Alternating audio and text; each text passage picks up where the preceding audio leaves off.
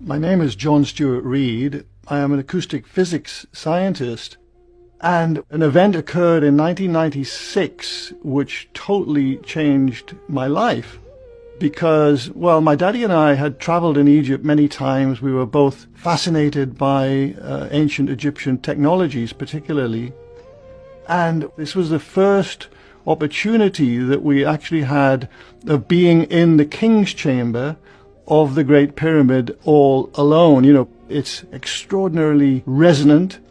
And so one particular experiment that I wanted to conduct was a cymatics experiment. For those of you who are not familiar with cymatics, it's simply the study of visible sound.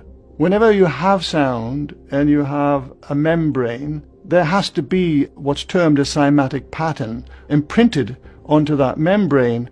And so basically cymatic patterns are everywhere around us.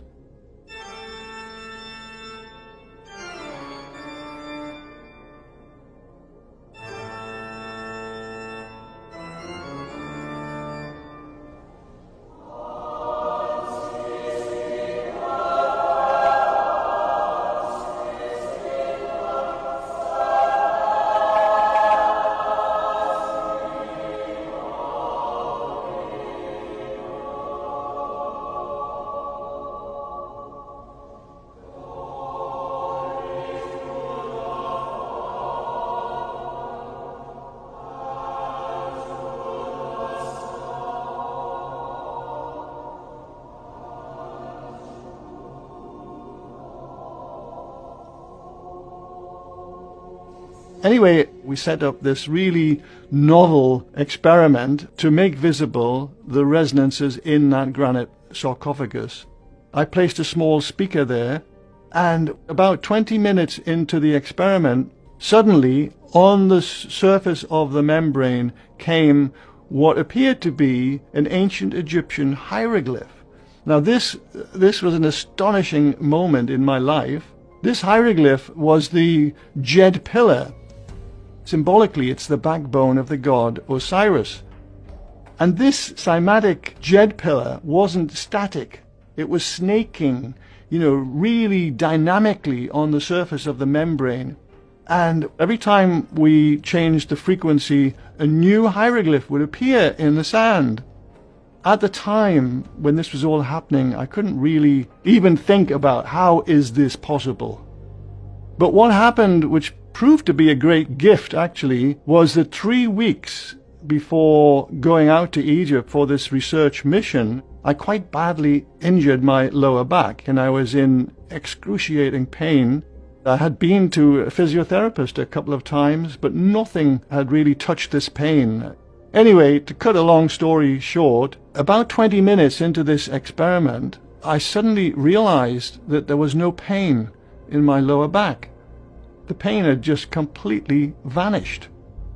So getting back to the UK, I immediately begun research into cymatics, the study of visible sound, but also I've been studying the biological mechanisms that underpin sound therapy and music medicine. How does sound trigger the body's healing response naturally and provide many benefits to health? There are so many benefits that come from applying specific sound frequencies to the body. This idea that Pythagoras had stated that music could be used in place of medicine.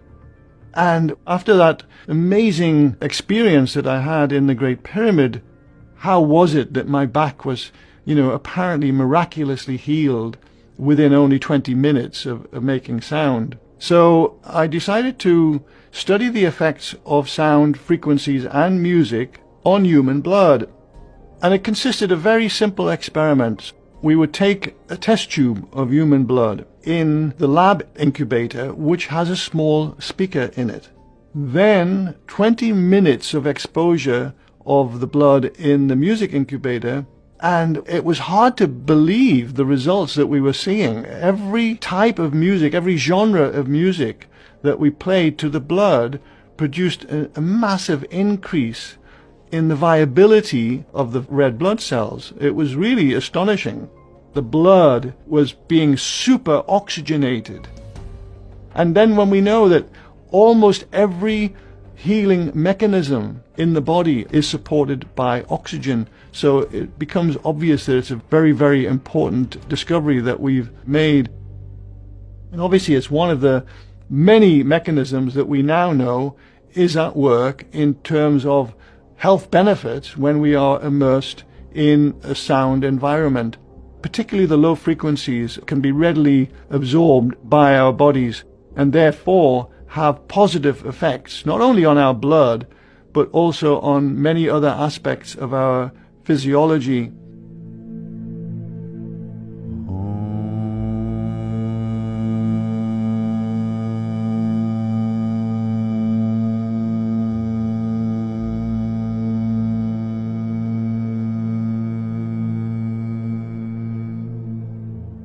And so providing a low frequency environment for anyone who has perhaps a weak heart or poor respiration and they're not getting enough oxygen into their body, that low frequency sound can actually counter that very, very easily.